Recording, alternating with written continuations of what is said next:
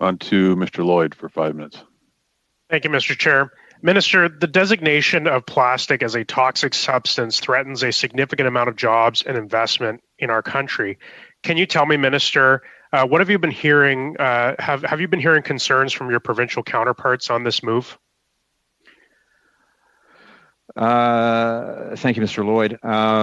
I mean, first of all, to state the obvious, I mean, it's an ECCC issue, but yeah, I mean, I've heard and read the same concerns, but I think at the same time, I think it's really important to note how important plastics are, particularly in this pandemic world that we live in. Now, what has industry been telling you about the threat to jobs and investment in our country based on this move? That I have not heard about directly. But have you heard about it indirectly? Well, I think probably in the same reports and the same media coverage that you have. Are you aware that these companies are taking the government to court over this move?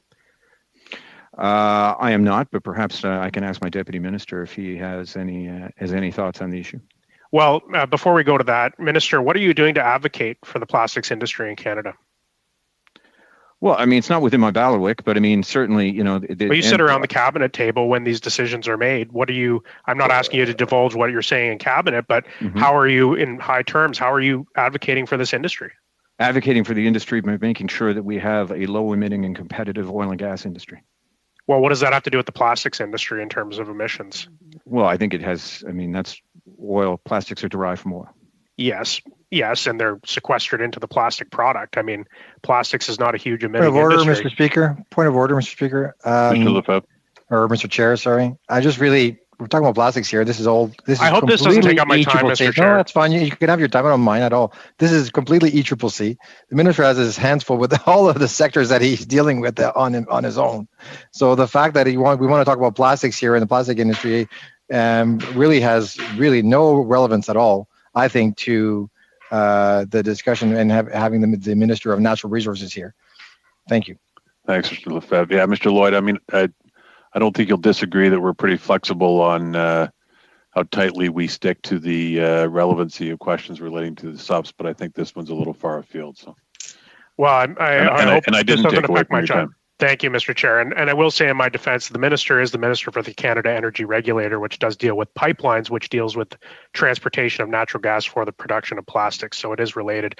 Now but I'm going to move on. I'm going to move on to a next line of questioning. I note on page 168 of the budget 2021 that a new tax credit has been being approved for carbon capture, utilization, and sequestration. But it specifically says that it's excluding enhanced oil recovery. Why was this decision made by this government? Why did you make this decision? Well, look, I think that we'll see, where things go. Those consultations have yet to take place. Budget 2021, we've got $319 million to support RD&D, and we've got that investment tax credit for capital invested in CCUS, as you said, for CCUS projects to support and accelerate the adoption of it. And we're launching. But it seems pretty cut and dry that the budget document says this does not include enhanced oil recovery. Why was that added in the budget? Well, I think that we want to make sure that we get the consultations right, and I'm sure that conversations about that are going to come up in those consultations. I mean, it's so that's subject to change. You're saying that we could include enhanced oil recovery as a tax credit. I'm looking forward to what comes out of the consultation period. Are you against including enhanced oil recovery as a tax credit? I'm open to the ideas that we will hear from stakeholders in the oil patch with provincial governments like Alberta. I can assure you the Sturgeon refinery in my riding, which is the number one carbon sequester in the country, would very much appreciate being included in this tax credit because you're well aware of this refinery, Minister, over 1 million tons of CO2 sequestered in this last year alone, all for enhanced oil recovery, but they're not being included, Minister.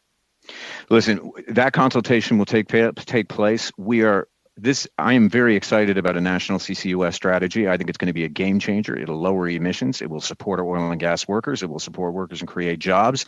And we can't create CCUS without them. Not if it excludes enhanced oil recovery, though, Minister. Mr. Lloyd, I'm going to ask you to. You're free to ask the questions you want, but for the benefit of the interpreters, it would be great if you could let them finish speaking before you start speaking over at the minister. I am convinced that CCUS will help us get to net zero. That is what our plan focuses on. I think that this could be a considerable strength for the country, and I think it's particularly well suited to the manufacture of blue hydrogen in Alberta and Saskatchewan. Well, I'm convinced it will as well, but I'm not convinced that it will if we take your guys' plan and exclude enhanced oil recovery, which is going to be absolutely critical when we're talking about companies like Whitecap Resources in Saskatchewan, the Sturgeon Refinery in my riding, the Boundary Dam project. I mean, these projects need enhanced oil recovery, maybe not to the same level as the non-enhanced oil recovery, but we need this enhanced oil recovery to be covered under this tax credit. Thank you. I guess that's my time, probably, Speaker. Chair. It is. You're right on time, in fact, for which I'm very grateful. So thank you. Let me just add, Mr. Chair, if I could indulge me for 5 seconds, just to Sure. say to the honourable member that I appreciate his kind words about Mr. Justice Wells, who was a great friend of mine. He was on the bench with my dad, and Bob was a mentor to me. So I appreciated his kind words yesterday in the debate on S3.